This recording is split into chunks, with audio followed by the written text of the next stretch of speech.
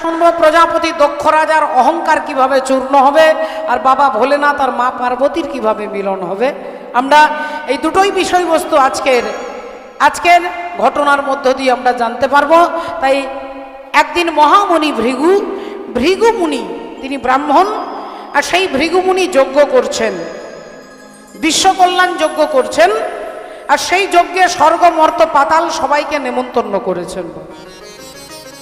স্বর্গের দেবী দেবতারা এসেছেন, সমস্ত সাধু যোগী ঋষি মুনি গন্ধর্ব কিন্নর সমস্ত রাজা মহারাজা সেই মহামুনি ভৃগুর যজ্ঞে অংশগ্রহণ করবার জন্য সকলে এসেছেন।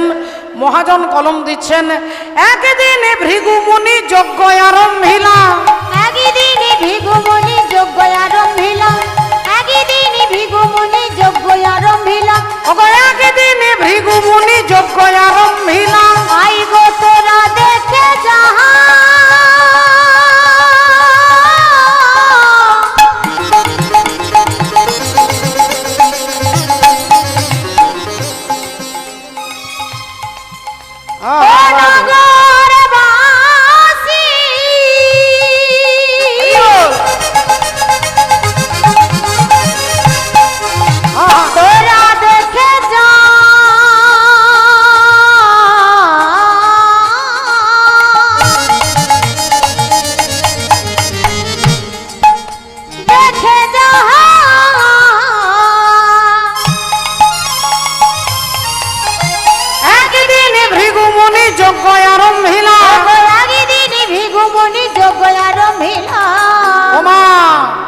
ত্রিভুবনের দেবগণে নিমন্ত্রণ কইলা, ত্রিভুবনে দেবগণে নিমন্ত্রণ কইলা, ত্রিভুবনে দেবগণে নিমন্ত্রণ কইলা।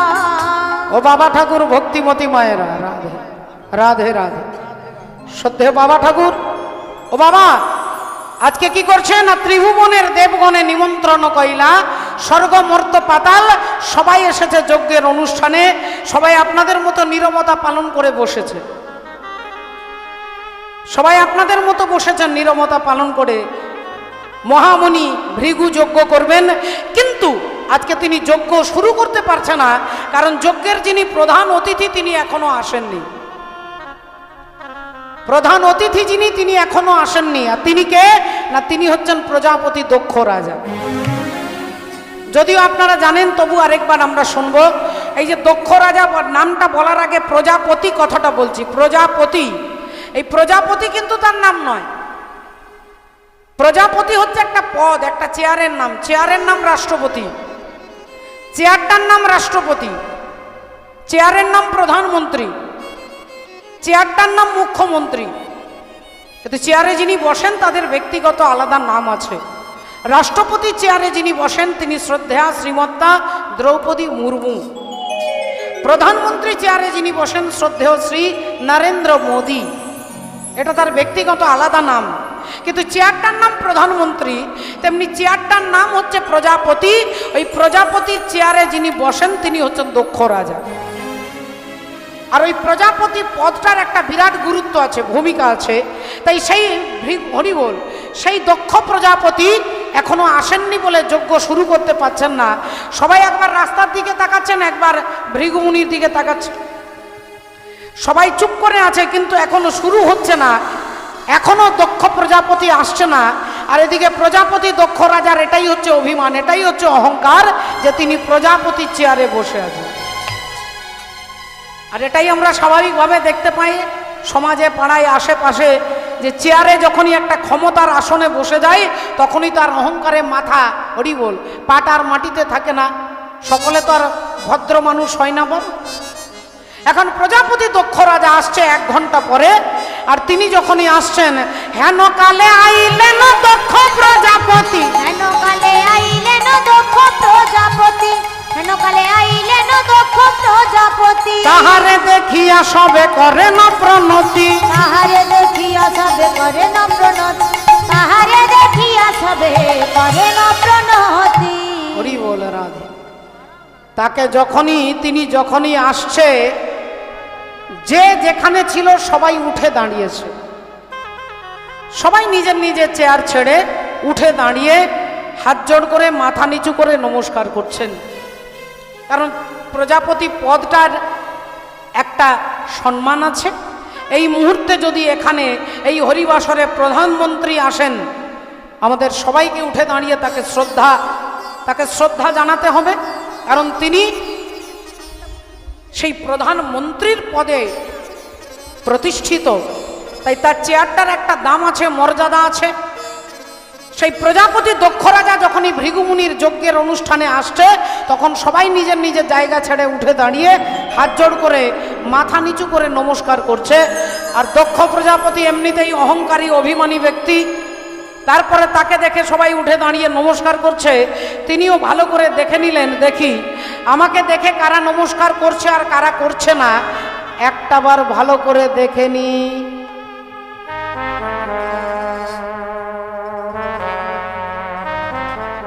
দেখলেন? হ্যাঁ, মোটামুটি এদিকে যারা আছে সবাই আমাকে নমস্কার করেছে, এদিকেরও করেছে, এদিকে করেছে, এদিকেও করেছে, কিন্তু সবাই আমাকে দেখে উঠে দাঁড়িয়েছে। ওখানে বাঁ দিকের কোণে 3টে চেয়ারে 3 জন বসে আছে, আর 3টে চেয়ারে যে 3 জন বসে আছে তারা আমাকে দেখে উঠেও দাঁড়াচ্ছে না, নমস্কারও করছে না, হাত জোড়ও করছে না, মাথা নিচুও করছে না। তাহলে ওরা কে আমি একবার ভালো করে দেখে নিই, তারপর 12টা বাজিয়ে ছাড়বো। এই দক্ষ প্রজাপতি যেই ভালো করে দেখতে গেলেন, অমনি দেখলেন প্রথম চেয়ারেই বসে আছে আমার বাবা। হরি বল। প্রথম চেয়ারেই আমার বাবা বসে আছেন। প্রজাপতি বলছে তার বাবাকে না, তিনি হচ্ছেন সৃষ্টিকর্তা ব্রহ্মা। ব্রহ্মার ডান পায়ের বুড়ো আঙ্গুল থেকে দক্ষ রাজার জন্ম হয়েছে বলে, তাহলে তিনি আমাকে সৃষ্টি করেছে, তিনি আমার বাবা। তাহলে বাবা তো আর ছেলেকে দেখে নমস্কার করবে না, বাবা তো ছেলেকে হাত জোড় করে প্রণাম করবে না। তাহলে বাবা বসে আছে, বেশ করেছে, ভালো করেছে, ঠিক আছে, আমি মেনে নিলাম। বাবা উঠে দাঁড়ালো না। আচ্ছা, বাবার পাশের চেয়ারে কে বসে আছে একবার ভালো করে দেখি। আবার যেই ভালো করে দেখতে গেলেন, অমনি দেখলেন পাশের চেয়ারে বসে আছে আমার বাবারও বাবা। আমার বাবারও বাবা। রাধে রাধে, মানে আমার দাদু। তাহলে আমার দাদু তো আর আমাকে দেখে নমস্কার করবে না, আর দাদু আমাকে দেখে প্রণামও করবে না। তাহলে দাদু বসে আছে, বেশ করেছে, ভালো করেছে। আচ্ছা, রাধে রাধে। ভক্তমণ্ডলী, ভক্তিমতী মায়েরা, সেই দাদুকে না, তিনি হচ্ছেন ভগবান বিষ্ণু। ভগবান বিষ্ণু। তাহলে দাদু বসে আছে। আচ্ছা, দাদুর পাশের চেয়ারে কে বসে আছে একটু দেখি। আর যেই দাদুর পাশের চেয়ারটা দেখতে গেলেন, অমনি মুখ দিয়ে বেরিয়ে গেল, কোনো কথা বললেন না, গালি গালাজ বেরিয়ে গেল। অসভ্য, অভদ্র, ছোট লোক, মূর্খ, গাধা, ভূত প্রেতের সঙ্গ করে, গোটা শরীরে ছাই ভস্য মাখে, সারা দিন নেই রাত নেই, শুধু বম বম বম বলে চিৎকার করে। কথাটা কাকে বললো আপনারা সবাই আশা করি বুঝতে পেরে গেছেন, বাবা ভোলেনাথকে। আর ভোলেনাথকে বলছে কি না, যিনি স্বর্গমর্ত পাতালের হরিবোল, যার মতো তত্ত্ব সম্রাট কেউ নেই, তাকে বলছে অভদ্র, অসভ্য, মূর্খ। যার থেকে বড় জ্ঞানী কেউ নেই, তাকে বলছে অভদ্র। যিনি হচ্ছেন যোগীদের সম্রাট, তাকে বলছে গাধা। আর বাবা একান দিয়ে শুনছেন, একান দিয়ে বার করে দিচ্ছেন। রাধে, এই কান দিয়ে শুনছেন, একান দিয়ে বার করে দিচ্ছেন। কিন্তু বাবার যারা ভক্ত, বাবার যারা দলের লোক, তারা তো ছেড়ে দেবে না। বাবার ভক্তরা শিবগণ সব দক্ষ প্রজাপতির কাছে দাঁড়িয়ে বলছে, কি বলছেন আপনি? হ্যাঁ, আপনার সাহস তো মন্দ নয়, আপনি আমাদের মালিককে বলছেন অসভ্য। যার থেকে ভদ্র এই জগতে কেউ নেই, আপনি তাকে বলছেন গাধা। যার থেকে বড় তত্ত্ব সম্রাট কেউ নেই, আপনি তাকে বলছেন মূর্খ।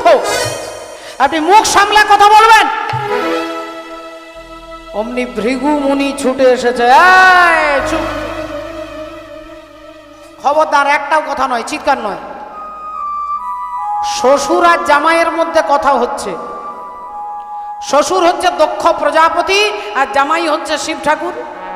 দক্ষ রাজার মেয়ের সঙ্গে শিব ঠাকুরের বিয়ে হয়েছে। তাহলে শ্বশুর আর জামাইয়ের মধ্যে কথা হচ্ছে, মাঝখানে তোমরা নাক গলাচ্ছ কেন? আমি ব্রাহ্মণ ভৃগুমুনি তোমাদের অভিশাপ দিচ্ছি, আজ থেকে শিবগণ সব পাষণ্ডী হয়ে যাবে। শিব ঠাকুরের ভক্তদের দলের লোকদেরকে অভিশাপ দিচ্ছে, আজ থেকে শিবগণ পাষণ্ডী হয়ে যাবে। আর অমনি ভক্তরা বলে উঠলেন, আচ্ছা আচ্ছা আচ্ছা আচ্ছা আচ্ছা, তাহলে দোষটা যিনি করলেন আপনি তাকে কিছু বললেন না, আর আপনি উল্টো আমাদেরকে অভিশাপ দিচ্ছেন আমরা পাষণ্ডী হয়ে যাব। তাহলে আমরাও আজ থেকে আপনাকে অভিশাপ দিচ্ছি, আপনি ব্রাহ্মণ ভৃগু হতে পারেন, কিন্তু আজ থেকে ব্রাহ্মণ হবে লক্ষ টাকার ভিখারি। আজ থেকে ব্রাহ্মণ লক্ষ টাকার ভিখারি হবে। বাবা ভোলেনাথ দেখলেন এখানে থাকা যাবে না, পরিবেশ অসুস্থ হয়ে গেছে, এখান থেকে এক কাজ করি, আমি এখান থেকে বেরিয়ে চলে যাই। দেখুন তিনি কিরকম বৈষ্ণব, যিনি হচ্ছেন ধ্বংসের ডিপার্টমেন্ট যার হাতে, যিনি এক মুহূর্তে ধ্বংস করে দিতে পারে, তাকে বলছে গাধা, তাকে বলছে ছোট লোক। তিনি এখান দিয়ে শুনছেন, এখান দিয়ে বার করে দিচ্ছেন। বুকে হাত দিয়ে বলুন তো বাবা, এর একটাও ভাষা যদি আমাদেরকে বলে আমাদের মেজাজ ঠিক থাকবে? কিন্তু তিনি হচ্ছেন বৈষ্ণবানাং যথা শম্ভু। আপনারা ভালো করে ভেবে দেখুন, জ্যৈষ্ঠ মাসের দুপুর বেলায়, জ্যৈষ্ঠ মাস দুপুর 2টোর সময় কেউ যদি সোয়েটার পরে, মাফলার দেয়, জুতো মোজা পরে, একটা শাল গায়ে দিয়ে দুপুরবেলায় রাস্তা দিয়ে যায়, আপনারা কি বলবেন? তাকে দেখলে বলবেন হয় পাগল, আর নইলে বলবেন তার শরীর অসুস্থ। হয় তিনি অসুস্থ, কারণ এই জ্যৈষ্ঠ মাসের দুপুর 2টোর সময় সোয়েটার পরেছে, শাল দিয়েছে, মাফলার দিয়েছে, তাহলে হয় তিনি অসুস্থ, নইলে তিনি পাগল। তার ঠান্ডা লাগছে তাই তিনি জ্যৈষ্ঠ মাসের দুপুরে সোয়েটার পরেছে। তাহলে তিনি যদি ডাক্তারবাবুর কাছে যায়, ডাক্তারবাবু কি চিকিৎসা করবে? ঠান্ডা লাগার না জ্বরের? বলে জ্বরের চিকিৎসা করবে। কেন? বলে জ্বরের ট্যাবলেটটা দিলেই তার ঠান্ডাটা চলে যাবে, আর তখনই সোয়েটার, শাল সব তিনি খুলে দেবে। তাহলে ঠান্ডাটা লাগছে কেন? না তার জ্বর আছে। তাহলে রাগ কার হয়? না যার ভেতরে অভিমান আছে। যার ভেতরে অভিমান আছে, যার ভেতরে অহংকার আছে, তার কি হবে? রাধে রাধে, তার অভিমানের জ্বর, ঠান্ডা লাগবে। আর বাবা ভোলেনাথ বলে তার না আছে অভিমান, না আছে মান, তিনি তো বৈষ্ণব, তাই এই কান দিয়ে শুনছেন, এখান দিয়ে বার করে দিচ্ছেন। তিনি দেখলেন এখানে থাকা যাবে না, ভোলেনাথ ওখান থেকে বেরিয়ে সোজা ভগবানের নাম গাইতে গাইতে চলে যাচ্ছেন। ভজহুরে মনা শ্রীনন্দনন্দন অভয় চরণার বৃন্দরে, ভজ রে মন শ্রীনন্দের নন্দন অভয় চরণার বৃন্দরে, দুর্লভ মানব জনম সৎসঙ্গ, দুর্লভ মানব জনম সৎসঙ্গে, তরহ হে ভব সিন্ধুরে, ভজ রে মন শ্রীনন্দের নন্দন অভয় চরণার বৃন্দরে, ভজ রে মন শ্রীনন্দের নন্দন অভয় চরণার বৃন্দরে, শীতয়া তপা বাত বরি খানা,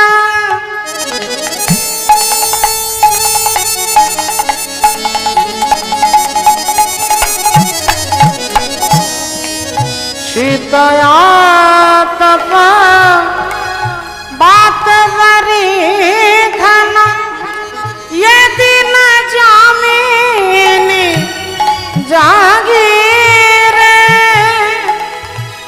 ये दिन जामिनी जागीर,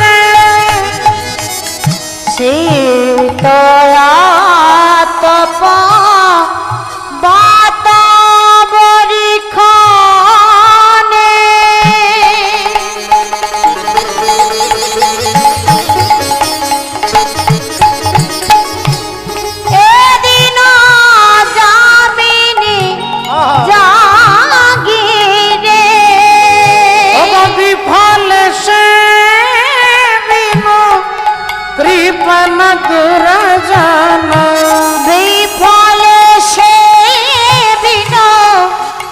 জীবন দুরজন সকল সুখ লাভ লাগিবে ভজহু রে মন শ্রীনন্দনন্দন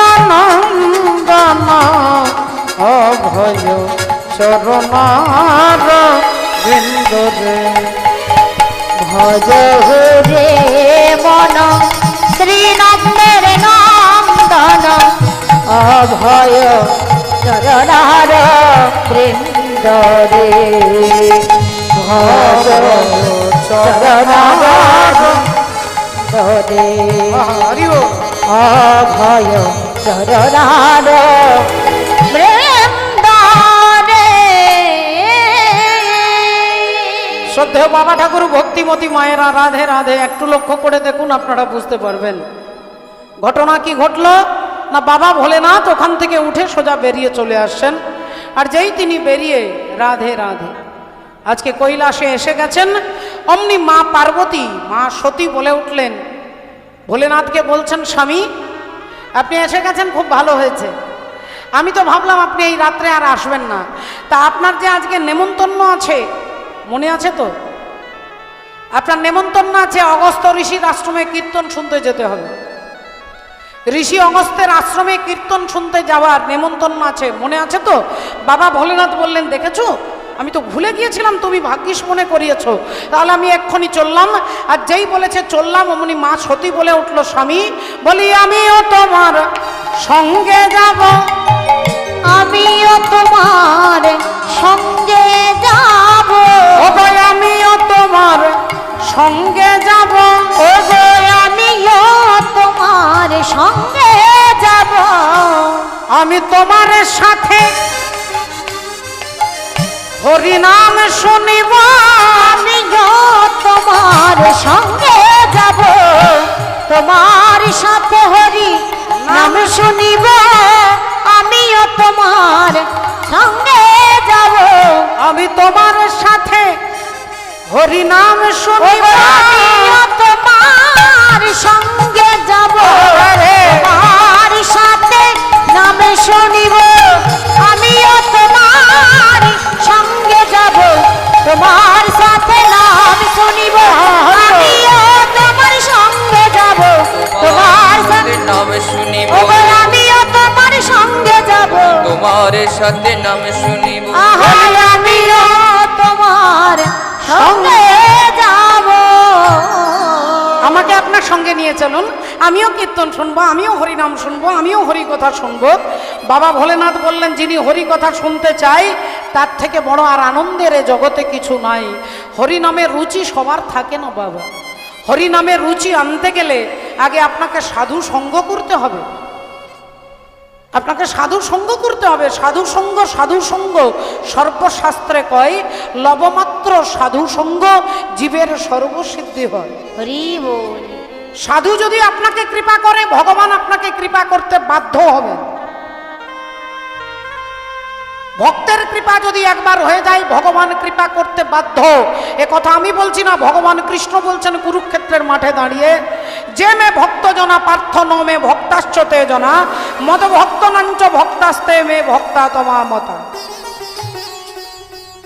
ভগবান রামচন্দ্র সীতা দেবীকে নিয়ে তিনি বসে আছেন, একটা সুন্দর ফুলের মালা দিয়ে চরণের নূপুর তৈরি করেছে ফুল দিয়ে। আর চরণের নূপুর তৈরি করে ভগবান রামচন্দ্র সীতা দেবীর চরণটা এখানে রেখেছে, এখানে রেখে নূপুরটা পরিয়ে দিচ্ছে। আর নূপুরটা পরিয়ে দিচ্ছে এদিকে দেবরাজ ইন্দ্রের ছেলে, ইন্দ্রের ছেলের নাম জয়ন্ত, মেয়ের নাম জয়ন্তী, ছেলের নাম জয়ন্ত। আর জয়ন্ত ভাবলো যে ইনাকে সবাই নাকি পরব্রহ্ম ভগবান রাম বলে, এনাকে নাকি ভগবান বলে, তাহলে রাধে রাধে আজকে আমি দেখব তুমি কেমন ভগবান। ওই জয়ন্ত কাক রূপ ধারণ করলেন, আর কাক সেজে তিনি কি করলেন, সীতা দেবীর পায়ে ওই শক্ত ঠোঁট দিয়ে একটা ঠক্কর মেরে দিয়েছে। আর যেই শক্ত ঠোঁট দিয়ে ঠক্করটা মেরেছে, মা সীতা দেবীর চরণটা লাল হয়ে গেছে। আর যেই ঠক্করটা মারা দেখেছে, অমনি ভগবান রামচন্দ্র, তার হাতে কিন্তু কিছু নেই, না আছে ধনুর্বাণ সেই সময়, কারণ সীতা দেবীর ফুল দিয়ে নুপুর করে দিচ্ছিলেন, খোপায় ফুল বেঁধে দিচ্ছিলেন, হাতে সেই মুহূর্তে কিছু নেই।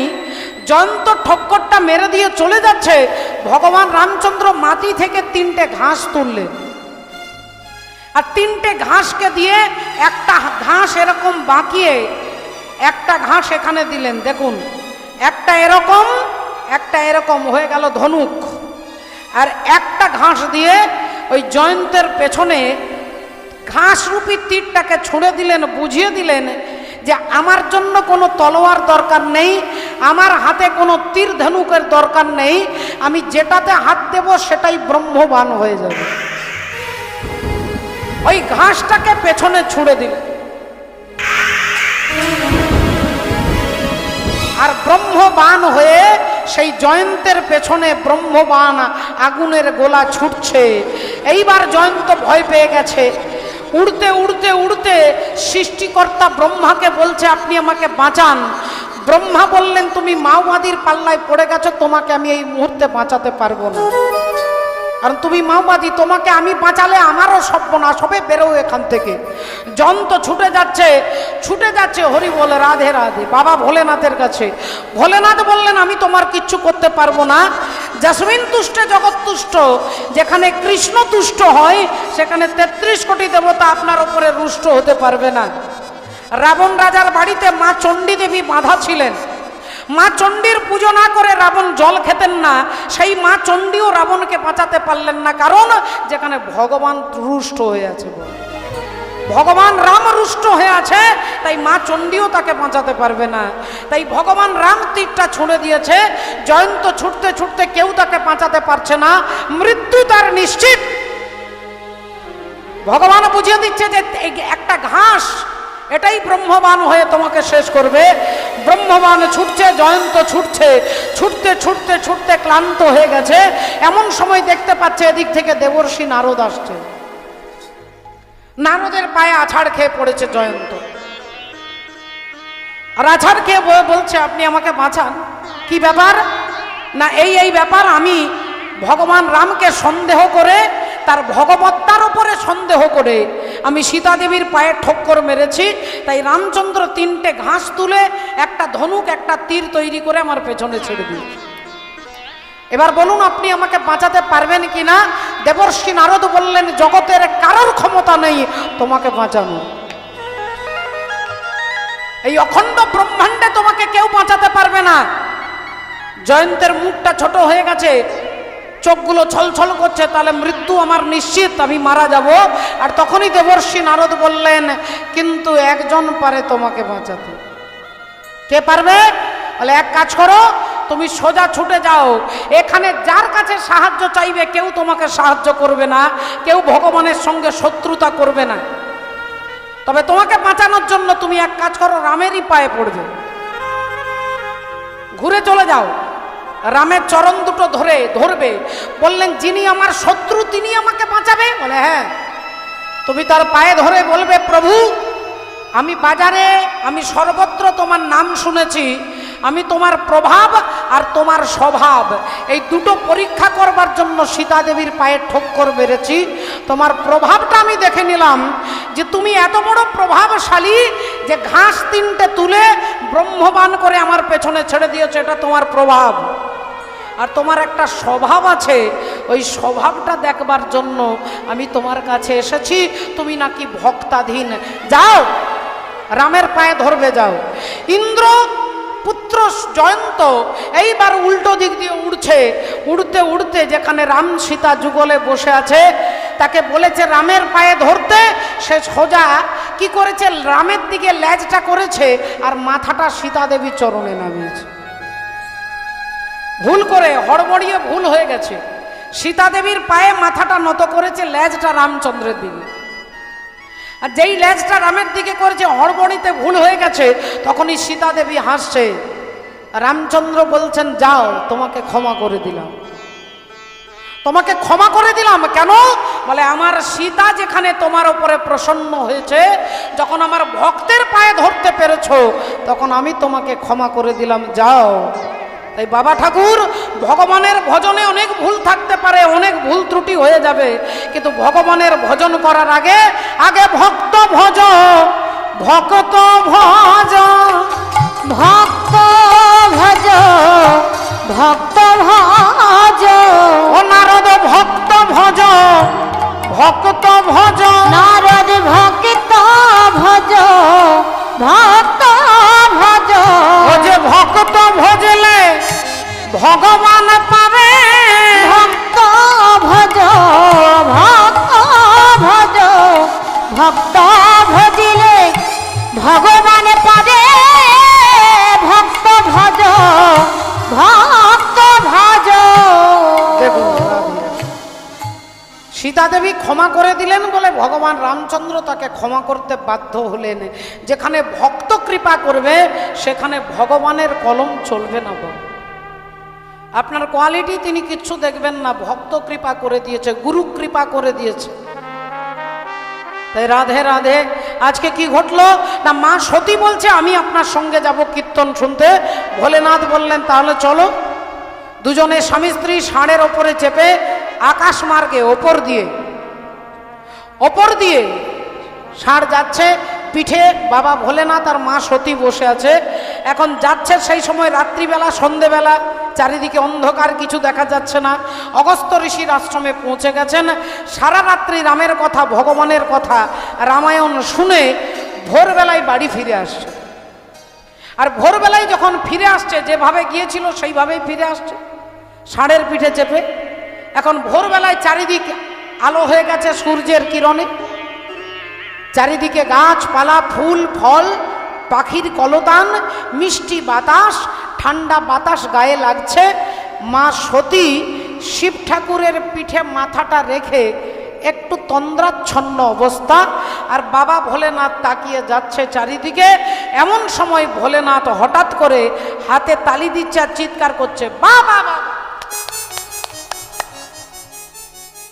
হাতে তালি দিচ্ছে। খুব ভালো, খুব ভালো, খুব ভালো, খুব ভালো হচ্ছে, তোমার অভিনয়টা খুব ভালো হচ্ছে, তোমার অ্যাক্টিং খুব ভালো হচ্ছে, অভিনয়টা খুব ভালো হচ্ছে। হাতে তালি দিচ্ছে আর চিৎকার করছে। মা সতী তন্দ্রাচ্ছন্ন ছিল, চমকে উঠেছে। ডান দিকে তাকিয়ে দেখছে কেউ নেই, বাঁ দিকে তাকিয়ে দেখছে কেউ নেই, সামনে পেছনে কেউ নেই। তাহলে তালিটা দিচ্ছে কাকে দেখে আর কাকে বলছে তোমার অভিনয় ভালো হচ্ছে? ও স্বামী, বলি পাগল হয়ে গেলে নাকি? কি হলো গো? বাবা ভোলেনাথ যদি বলছে দেখতে চাও একবার নিচের দিকে তাকাও।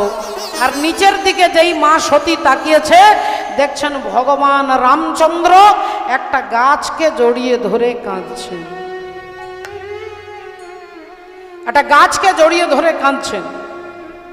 আর বৃক্ষটাকে বলছেন, ওরে বৃক্ষ, আমি সকাল থেকে আমার সীতাকে খুঁজে পাচ্ছি না, আমি সকাল থেকে আমার সীতাকে খুঁজে পাচ্ছি না। তুই তো অনেক উঁচু, অনেক লম্বা, তুই আমার সীতাকে দেখেছিস? গাছের ডালগুলো যেন নিচের দিকে ঝুঁকে যেন বলছে যে প্রভু তোমাকে আমরা সাহায্য করতে পারছি না। এমন সময় একটা হাতিকে দেখেছে রামচন্দ্র, হাতির সুরে ধরে বলছে, ওরে হস্তি, তুই আমার সীতাকে দেখেছিস? এমন সময় একটা পাখি উড়ে যাচ্ছে, পাখিটাকে বলছে, ওরে পক্ষী, তুই তো নীল আকাশে, বন থেকে বনান্তর, গ্রাম থেকে গ্রামান্তর তুই উড়ে বেড়াতে পারিস, তুই কি দেখেছিস আমার সীতা কোথায়? আমি সকাল থেকে আমার সীতাকে খুঁজে পাচ্ছি না, তুই বল না আমার সীতা কোথায়, আমি কেন খুঁজে পাচ্ছি না? রামচন্দ্র কাঁদছেন। আর বাবা ভোলেনাথ তিনি হচ্ছেন রামের শিষ্য, ভগবান রামের শিষ্য হচ্ছে ভোলেনাথ। তা রামচন্দ্র কাঁদছে আর ভোলেনাথ হাতে তালি দিচ্ছে আর বলছে তোমার অ্যাক্টিংটা খুব ভালো হচ্ছে। আপনারা বলবেন কেন? গুরুদেব কাঁদছে আর শিষ্য হাতে তালি দিচ্ছে, এর কারণ আছে বাবা। ভোলেনাথ জানে যে জগতে কারোর ক্ষমতা নেই, যে সীতা দেবীকে রাবণ রাজা হরণ করেছে, সেই রাবণের ক্ষমতা নেই যে তিনি সীতা দেবীকে হরণ করে যতক্ষণ পর্যন্ত ভগবান রামচন্দ্র অনুমতি না দেয়। রামের শক্তি হচ্ছে সীতা, আর রামের শক্তিকে হরণ করবে রাবণ। এত বড় রাবণের ক্ষমতা নেই যতক্ষণ পর্যন্ত রামচন্দ্র পারমিশন না দেয়। তাহলে রামচন্দ্রের পারমিশনে রাবণ সীতাকে হরণ করেছে। আপনারা বলবেন এটা আবার কি রকম? বলে বাবা, কারণ আছে।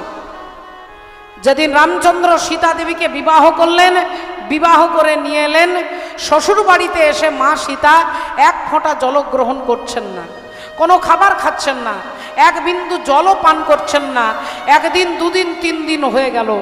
3 দিন যখন কিচ্ছু খাচ্ছে না নতুন বৌমা, তখন রাজা দশরথ মা সীতাকে আড়ালে নিয়ে গিয়ে বলছেন, মা তুমি আমার ঘরে কিচ্ছু খাচ্ছ না কেন মা? এ যে আমার অকল্যাণ হবে। সীতা দেবী বললেন, বাবা আপনাকে পরিষ্কার বলছি, সত্যিকারের বলছি, আপনি ব্রাহ্মণ বধ করেছেন, তাই আপনার বাড়িতে আমি জলগ্রহণ করতে পারবো না। রাজা দশরথ একটু অবাক হয়ে গেলেন। সীতা দেবী মনে করিয়ে দিচ্ছে, মনে করে দেখুন আজকের কথা নয়, তখন রামেরও জন্ম হয়নি, তখন লক্ষ্মণেরও জন্ম হয়নি, আপনার ছেলেদের জন্মই হয়নি।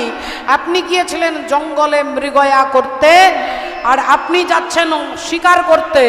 আর এদিকে অন্ধমুনি, স্বামী স্ত্রী দুজনেই অন্ধ, ছেলেকে বলছে, যা তো বাবা একটু জল নিয়ে আয়। অন্ধমুনির পুত্র সিন্ধু পিতা মাতার জন্য জল আনতে যাচ্ছে, মাটির কলসি নিয়ে সরজু নদীতে ডুবিয়েছে, আর শূন্য কলসিতে জল ঢুকছে, একটা শব্দ হচ্ছে, আর সেই শব্দটা রাজা দশরথ ভাবছে বনের পশু জল খাচ্ছে। এই পশু মনে করে ওই শব্দভেদী বানটাকে ছুঁড়ে দিয়েছে। আর সোজা গিয়ে লাগলো সোজা অন্ধমুনির পুত্র সিন্ধুর বুকে। সিন্ধু চিৎকার করে উঠলেন, ও গো বাবা গো, ও গো বাবা গো,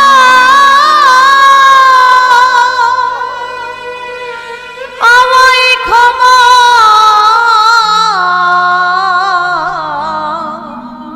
ক্ষমা করো,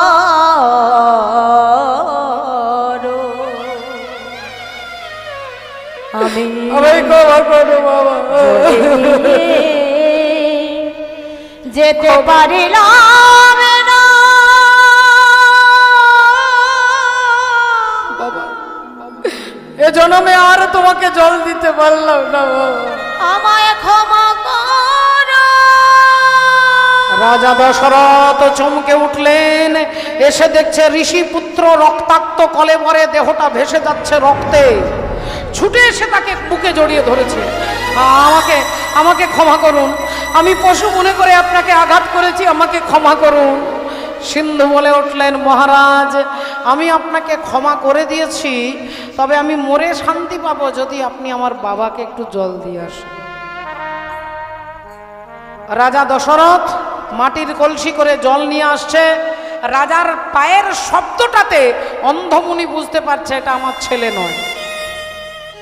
রাজা দশরথ যে হাঁটছে, হাঁটার গতিটাতে বুঝতে পারছেন যে আমার ছেলে নয়, এ ব্রাহ্মণের পদধ্বনি নয়।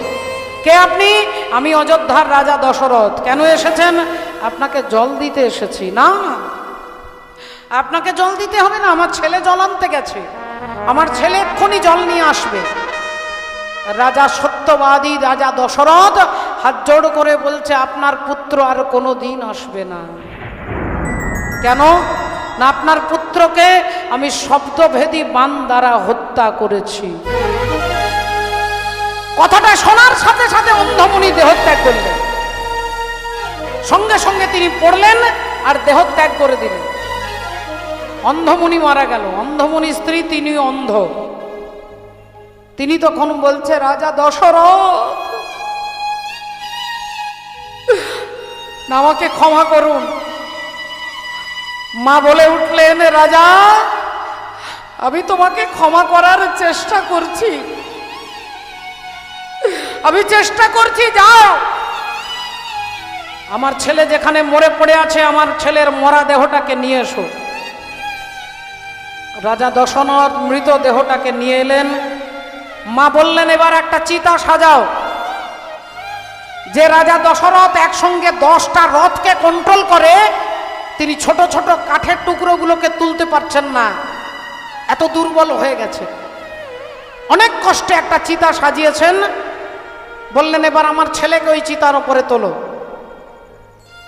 সিন্ধুকে চিতার ওপরে তুলেছে। বললেন, এবার আমার স্বামীকে ওই চিতার ওপরে তোলো। অন্ধমুনিকে চিতার ওপরে তুলেছে। মা বলে উঠলেন, এবার আমাকে ওই চিতার ওপরে তোলো। মাকে তুলেছেন চিতার ওপরে। মা বলে উঠলেন, রাজা দশরথ, তুমি একা আমার ছেলেকে মারোনি, আমার ছেলেকে শুধু তুমি মারোনি, তুমি আমার স্বামীকেও মেরেছ, তুমি আমাকেও মেরেছ। তাই আমিও দেহত্যাগ করব, আমার দেহটাকে চিতার উপরে তুলে দাও। রাজা দশরথ, আমি অনেক চেষ্টা করেছি, আমি বারবার চেষ্টা করেছি তোমাকে ক্ষমা করতে, কিন্তু যে অন্তর জ্বালায় আমি জ্বলছি, যে ব্যথা আমি পেয়েছি, এই ব্যথাটাকে কিছুতেই ভুলতে পারছি না রাজা দশরথ। তাই তোমাকে আমি অভিশাপ দিয়ে যাচ্ছি, যে পুত্র শোক তুমি আমাকে দিলে, একদিন এই পুত্র শোকে তোমার মৃত্যু হবে।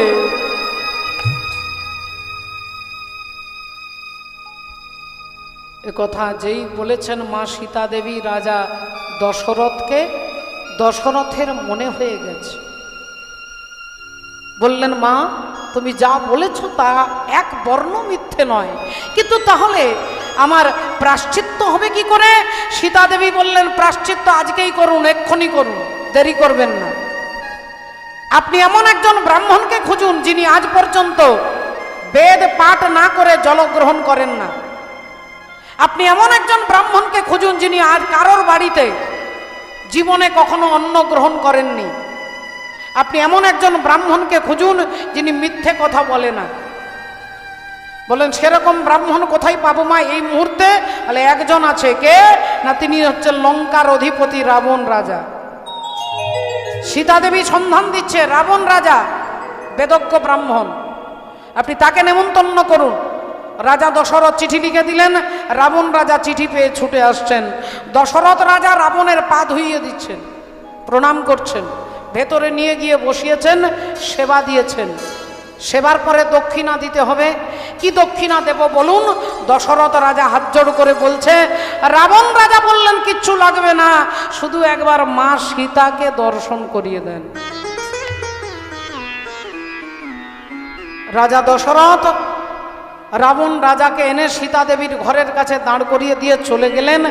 রাবণ সীতা মায়ের ঘরে গিয়ে দরজা জানালা সব বন্ধ করে হাত জোড় করে কেঁদে কেঁদে বলছে, মাগো তুমি জননী, তুমি জগদ্ধাত্রী, জগৎ জননী, মা এই অধম রাবণ তোমার কাছে এসেছি, তুমি আমার প্রণাম নাও মা। সীতা দেবী হাত জোড় করে প্রণাম করছেন রাবণকে। আর রাবণ বললেন, মাগো আমি দক্ষিণা কিছু চাই না, আমি শুধু তোমার স্বামীর কৃপা পেতে চাই মা, তোমার স্বামীর কৃপা পেতে চাই। মা সীতা বললেন, আমি আমার স্বামীকে ডেকে দিচ্ছি।